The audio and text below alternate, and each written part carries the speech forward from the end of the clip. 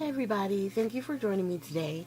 So I got the new Art Impressions stamp set, and I was thinking I would share with you how to mask. I have the Inka Dinka Doo mask paper and the Molotow masking fluid pen. So I'm going to show you both ways, okay? So since I'm going to do some watercoloring, I'm going to go ahead and use the Archival ink by Ranger. And we're going to stamp the wagon first, okay? And there's parts of it that's missing. It's intended to be that way because we're going to be adding grass and flowers in, and it's easier. They just omitted those certain lines, so then, you know, it looks like it's grounded in the dirt for the wheels, and then, of course, for the wagon. So on the Inka Dinka Doo paper, I stamped on the white side, and I'm just fussy cutting around as close to the stamped image as possible. Now, I'm not doing the very bottom because I'm really mostly concerned with where the flowers are going to go inside the wagon. And I just used the Molotow, and you have to press up and down to get it to start, the fluid to start coming out. And what I like about it is, one, it's blue, so you can see where you're putting the fluid, okay? And once you cover everything up, you can set that one to the side and let it dry. So we're going to work on the one with the masking paper first, okay? Because that one you don't have to worry about. Now with the Inka Dinka Doo masking paper, this one you can save it. I haven't always had the best of luck with saving them, but I put them on my stamp set so that way if I need to, I have something to use again. Now with the markers, all I'm doing is I'm marking up all the grass and the stems that's going to be for, you know, our flowers, and I'm stamping 2 to 3 times. In the videos that I've seen from the actual Art Impressions company, they do multiple stamping, so you have some light, some dark. And what I like about the masking paper is, you saw right there, I took some off. I took it off. I could see where the grass, where it was falling in, and I could, you know, put it back and keep stamping if I wasn't happy, if I wanted some more. So the flower, what I consider the flower stamp, which is just it's almost just like a little splatter, like, looks like little splatters. And all I'm doing is I'm taking the marker, I'm coloring in with the different colors, and the real magic of it is from the triple stamping, you know, so you can get the variation in colors. So, you know, stamping it 3 times, you get the dark, medium, and light. And that's what helps build and makes it look like a lot more flowers there than there were. So now I'm just laying down some of the grass around the actual wagon itself. And this was the first time that I've ever used these type of art impression stamps. And even if you guys, you know, think it's horrible, or, you know, you gotta start somewhere, right? So I'm not mad at it, but I know I need more practice. So on this one, I was just using the markers and everything straight as. I didn't add any water to this one. All I'm doing is using the markers and coloring in.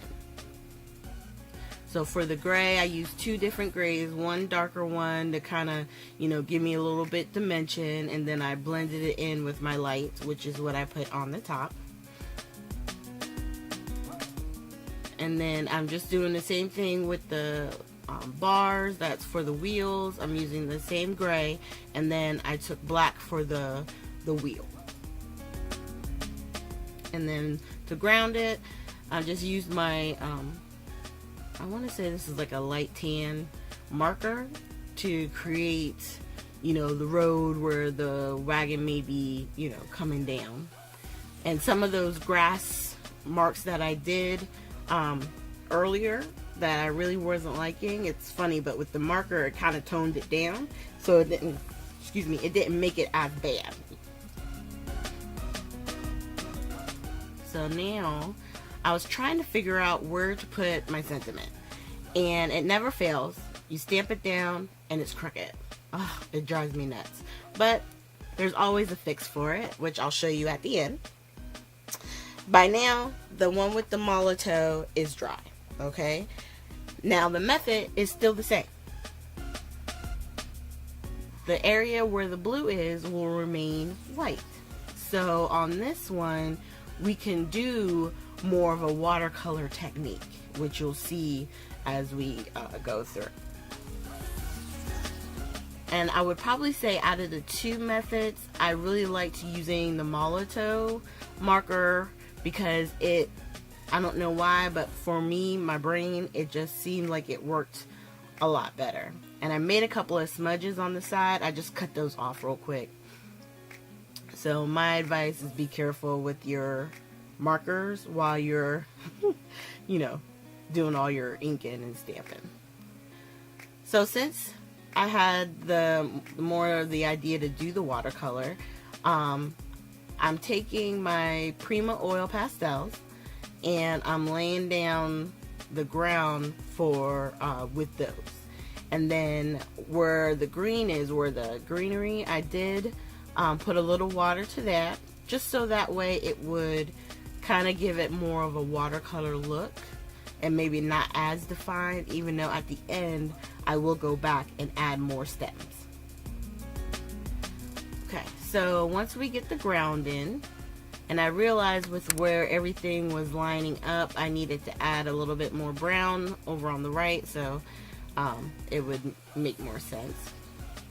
And I found with doing this, laying down the water seemed to help the color move around on the watercolor paper I'm using better. So once I laid down the color, I wanted it to, I just patted it with a paper towel because I wanted to just make sure it was dry. And now I'm going over the same thing we did with the other greenery. I'm adding the purple, the hints of flower, you know, the blue ones. And then we'll end with the pink.